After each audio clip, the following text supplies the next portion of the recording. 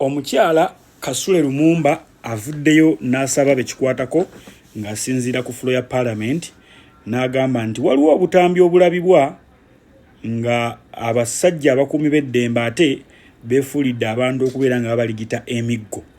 Ne yeebuuza bakuba baaki emiggo, lwaki era baba bazizza musango ki? Olunaku olwajjo omukyala Wangade yavuddeyo n'agamba nti intaneti oba n'abamawulire abasinga bwe bapostinga videos bapostingako kikolwa kya musirikale ng'akuba abantu, naye tebapostinga video gyetandikira kiki ekyavuddeko omusirikale atandika okubeera mpozi ng'ate akuba abantu. Wano nno omukyala Lumumba agamba nti ebyo byonna bitunulwemu balabe bwe bange effujjo liva ku bapoliisi oba kuumaddembe bavunaanibwe, bwe libange effujjo liva ku bantu ba Mwami Kyagulanyi oba bantu bonna abeesimbyewo babeere nga bavunaanibwa basobole okubeera ng'ate oboolyawo bakuuma eddembe. Wano nayongedde nattanya ku kiri kye nasoose okubagambako ekya intaneti nti n'ebintu ebiragibwa ku mikutu gya mutimbagano ebisinga biri nnyo mu mmenya ey'amateeka. Okutulugunya okukola kutya bagamba si birungi byoleka ekifaananyi ekibi ekiggwanga lyattu Uganda. Naye ekyebuuzibwa baani abakola effujjo, baani abakola ku baani effujjo? Bannayuganda be bakola ku bannayuganda bannaabwe effujjo. Yo intaneti bagikuwa oteekeyo, yo tegenda kusosola, tegenda kukola kitya nti ate ekyagundi tekijja kgendayo, ekyagundi tekijja kgendayo. Nze nno ndowooza yange nti bwe muba temwagala bintu bikyamu bigende ku intaneti oba ku mutimbagano, n'ababikola tebabikola. Kubanga omuntu ateekayo, tewaliyo kizibu nnyo okusanga omuntu ng'ataddeyo vidiyo ng'omusirikale abadde ali ku bibye oba ali akuuma oba akola ki, bateekayo vidiyo ng'omusirikale akuba omuntu owa bulijjo, ne weebuuza amukubira ki? Era ne bw'aba kale ng'alina omusango gw'akoze yaba yeefudde omulamuzi essaawa eyo yaba afuuse ekkooti asalire omusango awo wennyini.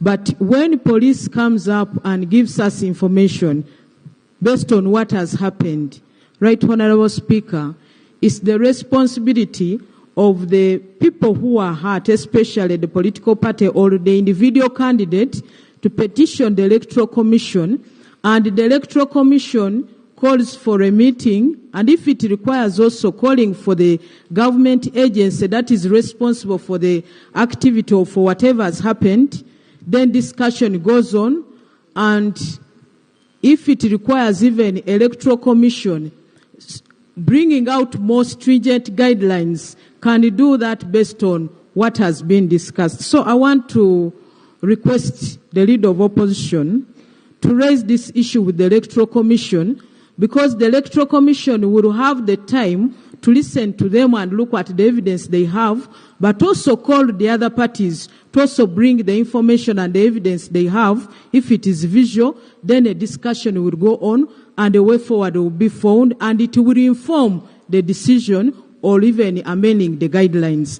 But the issue of violence, based on what we have seen, whether it is AI or it's not AI, I would think we should all keep discipline.